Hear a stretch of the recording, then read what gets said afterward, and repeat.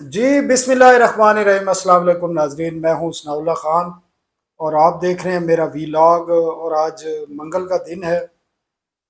पाकिस्तान में इदारे, हुकूमतें और इसके अलावा आपकी ब्यूरोक्रेसी किस तरीके से बहरानों को टैकल करती है और उन बहरानों के अंदर से किस तरह अपने लिए अपॉर्चुनिटी और करप्शन के और माल बनाने के क्या क्या तरीके ईजाद किए जाते हैं, और इस बात को भी नज़रअंदाज कर दिया जाता है कि इससे पाकिस्तान की अवाम कितनी बुरी तरह मुतासर होगी, इसकी भी परवाह नहीं की जाती। और इसी हवाले से कि तीन स्टोरियां हैं मेरी, जिन तीनों में आपको नज़र आएगा कि हुकूमतों की कारकर्दगी क्या है, गवर्नेंस क्या है, और जो क्रिएट होते हैं, बहरान पैदा होते हैं, जो खुद पैदा करती हैं, उनको हल करने में भी जो इनकी मशीनरी है वो अपने लिए अपॉर्चुनिटी पैदा करती है, माल बनाने के लिए या कोई और रास्ते तलाश किए जाते हैं। और इसमें चीनी का जो बहरान है, जो अब इस लेवल तक पहुंच चुका है कि पब्लिक अकाउंट कमेटी, सेनेट में इस पर बात हुई, मिफ्ता इस्माइल और जो इसाक डार हैं वो आमने सामने हैं, उनकी टीम आमने सामने है। और यहाँ तक बात आज ऑडिटर जनरल सरकारी, जो एक जो ऑडिट करता है और एक जो इसकी तैनाती प्राइम मिनिस्टर करता है, वो बोल पड़े कि मौजूदा बहरान में मिल्स मालकान ने 300 अरब रुपए का इस पाकिस्तानी कौम को टीका लगाया। कौन जवाब देगा इसका? इस पर डिटेल से बात करेंगे। इसके साथ हम बात करेंगे यूटिलिटी स्टोर कॉरपोरेशन की, और जो मैंने गुज़श्ता रोज़ बात कही थी कि हुकूमत किसी डिज़ास्टर का इंतज़ार कर रही है, तो वो अब लगता ये है कि वो होने जा रहा है। और बड़े ऐलानात किए हैं आज जो मुज़ाहिरीन हैं, जो गुज़श्ता तकरीबन 10 रोज़ हो चुके हैं वो बैठे हुए हैं, और किसी को कोई परवाह नहीं है। और मैं बताऊंगा कि क्यों परवाह नहीं है और किस तरीके से हुकूमतें काम करती हैं और कोशिश ये करती हैं कि किसी तकलीफ के बगैर, उन्हें मेहनत किए बगैर लोग तंग आकर छोड़कर चले जाएं। तो इस पर भी तफसीली बात करेंगे। एक और इदारा है SRBC, Shalimar recording company, ATV का। उस हवाले से भी बहुत सारी डेवलपमेंट है, और यहाँ भी जो ब्यूरोक्रेसी है वो अपने लिए अपॉर्चुनिटीज़ पैदा करने की कोशिश कर रही है। किस तरह कर रही है, बड़ी इंटरेस्टिंग किस्म की इसमें डिटेल है।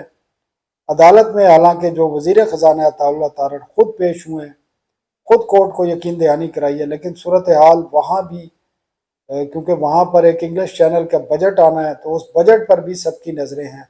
तो ये भी आपके साथ डिटेल्स के हम शेयर करेंगे।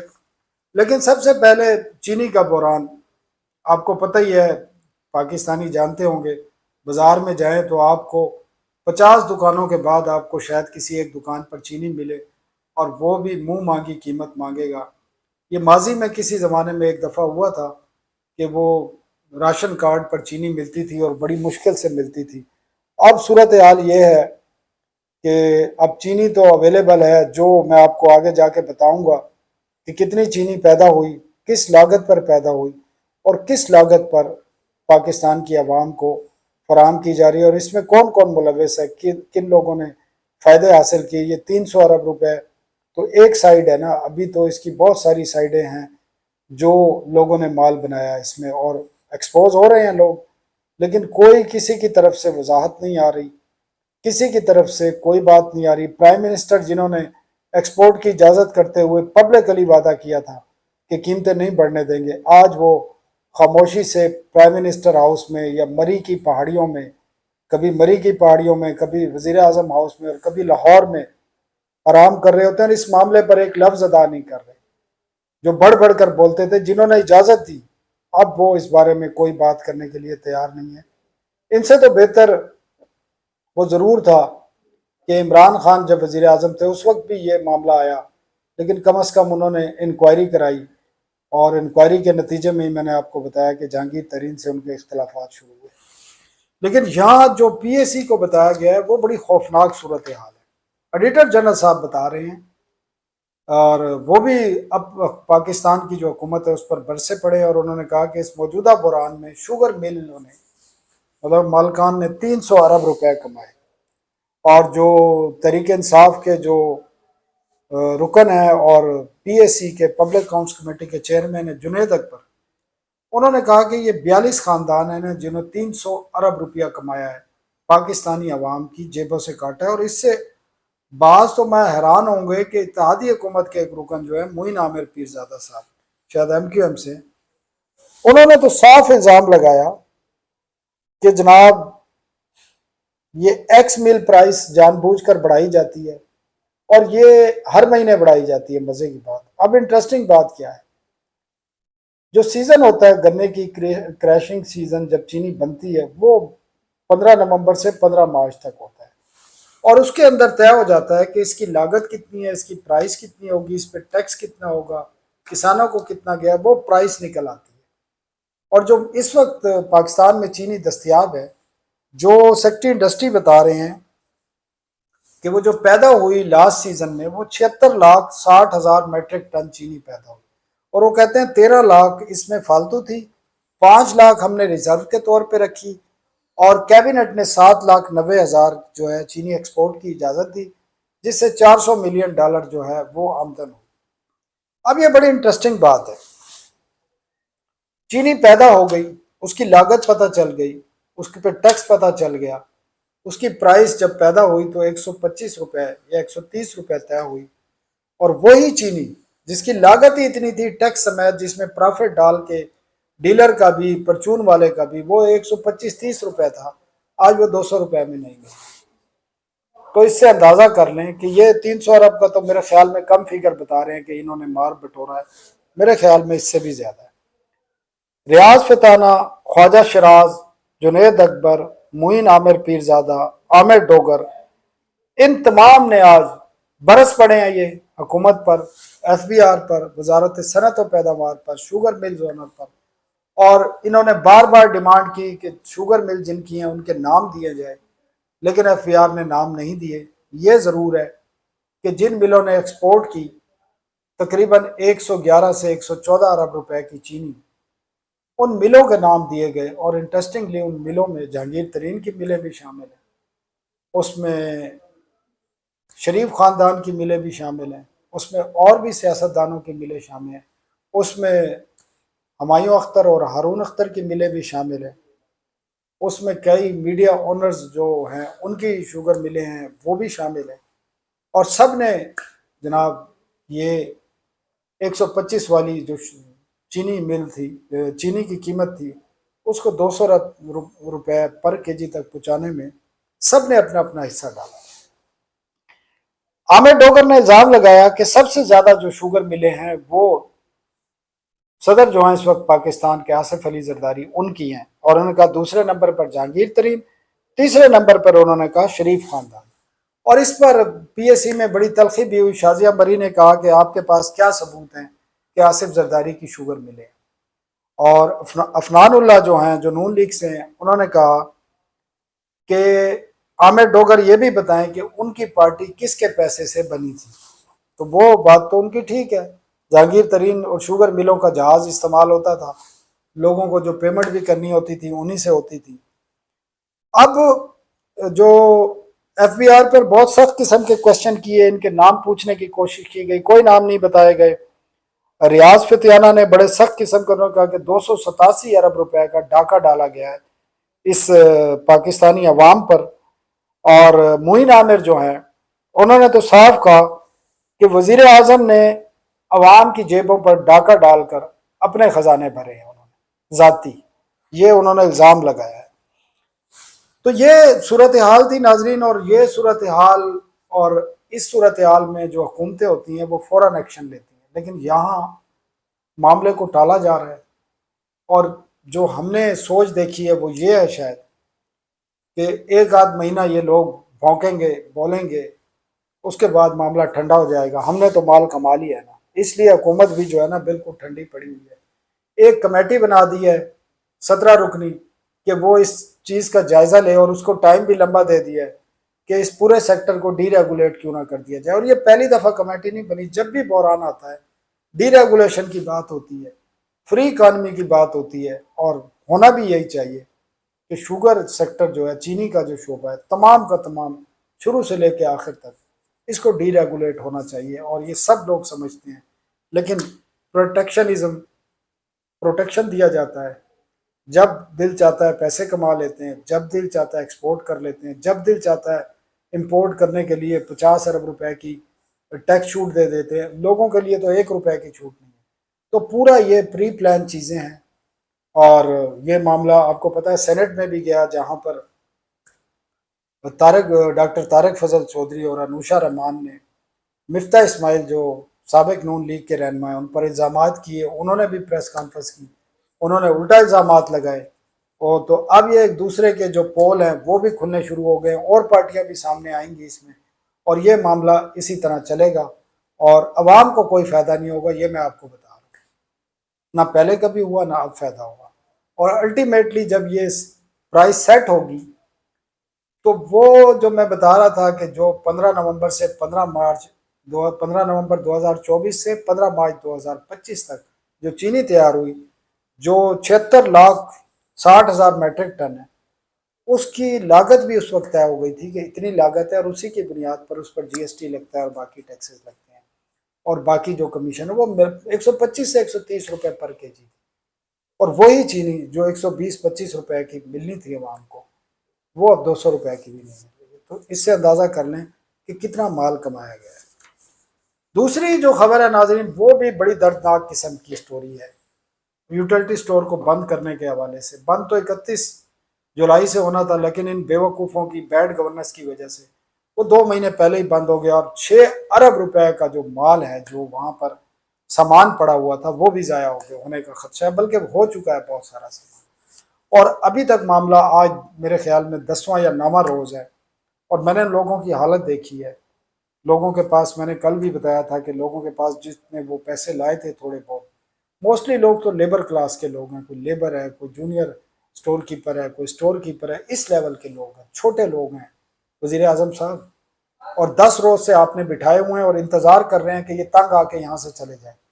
और यकीन करें, मैं ठीक कह रहा हूँ ये बात, कि यही पॉलिसी है उनकी। लेकिन मैंने कल कहा था कि ये किसी डिजास्टर का इंतजार कर रहे हैं, और आज वो नजर आया। आज जो वहां पर मुजाहरा कर रहे हैं लोग, उन्होंने अनाउंस कर दिया है कि वो कल पहले मरहले में यूटिलिटी स्टोर का जो हेड ऑफिस है उसको भी बंद कर देंगे। एमडी और जो मुख्तलिफ जीएम्स हैं और स्टाफ है, उनको अंदर नहीं जाने दिया जाएंगे, और कल से वहाँ भी मुकम्मल होगा। दूसरे मरहले में उन्होंने कहा है कि जो रेलवे ट्रैक है मेट्रो का, और जो सड़क है ब्लू एरिया की, उनको ब्लॉक कर दिया जाएगा। और मुझे नज़र आ रहा है कि ये सूरत हाल, क्योंकि लोगों के पास खाने पीने के भी अब पैसे नहीं हैं वहाँ पर, और ना ही उनको कोई खाना पीना सप्लाई कर रहा है। हज़ारों लोग हैं। और मुझे हैरानगी होती है कि हुकूमत में इतनी बेहिसी हुकूमतों में नहीं होती। हुकूमत तो का रोल जो ऐसा होता है कि वो हर शहरी के लिए उनका माँ का किरदार होता है, लेकिन यहाँ तो सुतेली माँ का किरदार मुझे नज़र आ रहा है, और तो कुछ नज़र नहीं आ रहा, क्योंकि कोई तवज्जो नहीं है, कोई हिलचुल नहीं है। एक आध दफ़ा यहाँ पर कुछ वज़रा ने दौरा ज़रूर किया, और उन्होंने भी मैनेजमेंट को इनकी तनख्वाहों की बात की थी, लेकिन वो भी अदा नहीं की गई। तो अब मुलाजमीन जो है वो, उनका पैमाना लबरेज हो चुका है। आज उन्होंने अनाउंसमेंट कर दिया, आज ही वो सड़क ब्लॉक करने के लिए जा रहे थे, उनको यूनियन की तरफ से रोका गया, और ये स्ट्रेटजी बनाई गई है कि वो कल पहले मरहले में जो हेड ऑफिस है वहाँ पर जो है ऑपरेशन मुअत्तल कर देंगे, और सुबह 8 बजे से ये काम शुरू होगा। और दूसरे मरहले में अगर उनके डिमांड्स को नहीं सुना गया, जो उनको नज़रअंदाज किया जा रहा है, तो फिर वो रोड भी ब्लॉक करेंगे और डी चौक की तरफ भी जाएंगे। अच्छा, इस तमाम सूरत हाल पर आज मैंने जो कंट्रोलिंग मिनिस्ट्री है वहाँ मैं खुद गया, 2-3 घंटे में वहाँ। सेक्रेटरी इंडस्ट्री तो वहाँ पर थे नहीं, वो किसी मीटिंग में गए हुए थे। हारून अख्तर साहब जो वज़ीर हैं, जो SAPM हैं, उनसे मेरी मुलाकात हुई है। उन्होंने कहा, जो मुझे बातें बताई हैं, मैं एग्जैक्ट क्योंकि मिस कोट नहीं कर सकता, उन्होंने कहा कि जी बिल्कुल हम VSS देंगे, और वो पहले दिन से कह रहे हैं। लेकिन शायद उन्हें भी एहसास नहीं कि बहुत देर हो चुकी है। आप लोगों ने, हज़ारों लोगों को, शायद आपने जाके वहाँ जो पिछले एक हफ्ते के दौरान इस्लामाबाद में गर्मी पड़ी है, आप अंदाज़ा नहीं कर सकते। मैं तो यहाँ 30-32 साल से रह रहा हूँ, इतनी गर्मी कभी नहीं पड़ी। हबस और गर्मी, और उसमें वो हज़ारों लोग, और जिनके पास महदूद वसाइल हैं, सोने की जगह नहीं है, होटल में ठहरने के पैसे नहीं है, खाने खाने के भी सूरत हाल ख़राब है। तो वो उनको आप डिले किए जा रहे हैं। और आज भी उन्होंने वही बात की जो वो पहले दिन मुझसे करते थे कि वीएसएस दिया जाएगा। कितना दिया जाएगा वो कहते हैं आज भी क्लियर नहीं है। अंदाजा करें 10 रोज हो गए हैं धरने को, आज भी वजीर साहब को ये पता नहीं है कि कितने पैसे दिए जाएंगे, किन किन को दिए जाएंगे, आज भी वो क्लियर नहीं है। और उनकी क्या प्लानिंग है ये भी शायद उनको क्लियर नहीं है। लेकिन ये उन्होंने ज़रूर मुझे यकीन दहानी कराई कि वीएसएस दिया जाएगा। प्राइम मिनिस्टर की भी ये डायरेक्शन है। और साथ उन्होंने कहा कि हमारा प्लान था कि आज मंगल है तो मंगल के रोज़ इस हवाले से फाइनल मीटिंग की जाएगी। लेकिन उन्होंने कहा गुज़श्ता रात वज़ीर ख़जाना को हंगामी तौर पर अमेरिका रवाना होना पड़ा, तो ये मामला मज़ीद डिले हो गया है। जो एक जैली कमेटी थी उन्होंने कहा उनका काम भी मुकम्मल है, और ये जो मेन कमेटी है जिसको हेड वज़ीर ख़जाना करने हैं उन्होंने इस बारे में फ़ैसला करना था। और उन्होंने कहा यह तय था हमारा राना सनाउल्लाह से, और बाकी जो इस्लामाबाद के कुछ MNAs हैं या वज़ीर हैं उनको ले जाकर अनाउंसमेंट जो है, जो एहतजाज के लिए लोग बैठे हैं उन्हीं के पास जाकर इसका ऐलान किया जाए। और बुध का दिन हमने तय किया था बकौल उनके, लेकिन वज़ीर ख़जाना के जाने की वजह से ये मामला डिले हो गया। तो ये एग्जैक्ट उनकी वर्डिंग थी जो उन्होंने मेरे साथ शेयर की और जो उन्होंने बताया। तो बाकी जो है मुझे नहीं लग रहा कि ये इतनी जल्दी होगा, जब अभी तक ये क्लियर नहीं है कि वीएसएस के लिए कितना फ़ंड चाहिए होगा, कौन देगा वो, और किन किन लोगों को वीएसएस दिया जाएगा। तो बेहिसी मुझे तो नज़र आ रही है। और जो एक तरीक़ाकार है हुकूमतों का वो नज़र नहीं आ रहा। जिस तरह मैंने चीनी के मामले पे बताया या अगले एक और स्टोरी में बताऊंगा, तो हर जगह यही हाल है। हुकूमतें जो है मसाइल को एक तो पैदा करती हैं, फिर उसको हल करने की बजाय उसको डिले करती हैं। और ये भी नाअहली भी नज़र आ रही है, इसमें ताख़ीर भी नज़र आ रही है, और लालच भी नज़र आ रहा है कुछ लोगों का। जो मैनेजमेंट है यूटिलिटी स्टोर की, वो उनका जो मौक़िफ़ है वो वजारत को और प्राइम मिनिस्टर को शायद वो नहीं बता रहे जो असल सूरत हाल है। और जिस तरह मैंने भी बताया कि वेंडर्स को पैसे दिए जा रहे हैं और लोगों की जो तनख्वाहें हैं वो अदा नहीं की जा रही, और इस पर राना सनाउल्लाह उनको डांट कर भी गए थे। लेकिन लगता नहीं है कि कोई ऐसा असर पड़ेगा, बल्कि जो सिविल सर्विस के लोग हैं वो ज़्यादातर इन मामलात को या तो डंडे से हल करने की कोशिश करते हैं या उसको सियासी हरबे इस्तेमाल किए जाते हैं, जो इस वक्त यूटिलिटी स्टोर की मैनेजमेंट और वजारत सनत व पैदावार कर रही है। तो ये डिज़ास्टर की तरफ बढ़ रहा है चीज़ें। और कल अगर उन्होंने जिस तरह ऐलान किया है हेड ऑफिस पर भी कब्जा कर लिया, तो फिर सूरत हाल मज़ीद संगीन हो जाएगी। तो हुकूमत को जल्दी करनी चाहिए जो भी करना है उनकी डिमांड्स के हवाले से। अगर उनकी नीयत साफ़ है तो काम करें, अगर नीयत साफ़ नहीं है तो जिस तरीके से इस बद इंतज़ामी के तरीके से और बड़ी जो है मैं समझता हूँ कोई इल प्लानिंग से इस इदारे को बंद करने का जो प्रोसेस शुरू किया गया है उसका कोई जवाबदही भी होनी ज़रूरी है। आखिरी खबर नाजरीन, शालीमार रिकॉर्डिंग कंपनीज के हवाले से, ATV के हवाले से, ये एक और इदारा है जो बहरान का शिकार है। और 28 माह के बाद जो मुलाजमीन हैं उनको 2 माह की तनख्वाह अदालत की मुदाखलत के बाद दी है, और वज़ीर इत्तलात ने खुद मुदाखलत की है, अदालत भी गए हैं। आपको पता है इसकी लिक्विडेशन का अमल शुरू है, लिक्विडेटर मुकर्रर हो चुका है इस्लामाबाद हाई कोर्ट की तरफ से। लेकिन 18 जुलाई को जो वज़ीर इत्तलात हैं अताउल्लाह तारड़ खुद इस्लामाबाद हाई कोर्ट में पेश हुए, और उन्होंने अदालत को ये यकीन दहानी कराई कि वो इस इदारे को ऑन करते हैं, इसको चलाएंगे, इसके किसी मुलाजिम को बेरोज़गार नहीं किया जाएगा। उन्होंने अदालत से दरख्वास्त की कि उन्हें टाइम दिया जाए। वो अदालत ने कहा जी बिल्कुल हम आपको टाइम देते हैं, आप काबिल अमल और समझ बूझ वाला एक बिज़नेस प्लान दें, लिक्विडेटर्स के साथ मुज़ाकरात करें। और वहाँ उन्होंने जो बताया, जो बिज़नेस प्लान दिया उसी दिन जो CMB दाखिल की उन्होंने, उसमें ये बताया गया कि हम इस का जो एक बिज़नेस प्लान है उसके तहत जो इनका कुछ एरिया जो है वो PTV के लिए लेंगे। कोई 2.5 फ्लोर बताया गया कि जहाँ पर एक इंग्लिश चैनल लॉन्च किया जा रहा है, और इसके लिए हम 4 करोड़ रुपए महाना जो है रेंट देंगे शालीमार रिकॉर्डिंग कंपनी को, ताकि इसके क्राइसिस ख़त्म हो। और एक ये था कि 2 करोड़ रुपए जो PID है, प्रेस इंफॉर्मेशन डिपार्टमेंट, महाना एड बिजनेस देगी ATV को, ताकि ये पाँव पे खड़ा हो सके। और इसकी जो लाइबिलिटीज़ हैं वो भी हुकूमत जो है इसको अदा करेगी, और इसकी जो कुछ बीम्स हैं वो जो है फ़रोख्त की जाएंगी, जिससे हासिल होने वाली रकम से इसकी अदायगियाँ की जाएंगी। तो ये इस किस्म का बिज़नेस प्लान था, आपको पता है कि शालीमार रिकॉर्डिंग कंपनी के पास 12 प्रॉपर्टीज़ हैं जिसमें हेड ऑफिस शामिल है, अरबों रुपए की पूरे मुल्क में। और इसके साथ साथ जो है अब इसमें बड़ी डेवलपमेंट हुई है। एक तो रेगुलेटर के साथ कुछ मीटिंग्स हुई हैं इनकी, और वहाँ पर रेगुलेटर ने कहा है कि आप हमें काबिल अमल कोई प्लान दें तो इस बारे में रेगुलेटर जो है अदालत को इस बारे में आगाह करेगा। लेकिन अभी तक कोई प्लान एज सच जो है इस प्लान के हवाले से, ये प्लान डिस्टर्ब किस तरह हुआ है वो भी मैं बताता हूँ।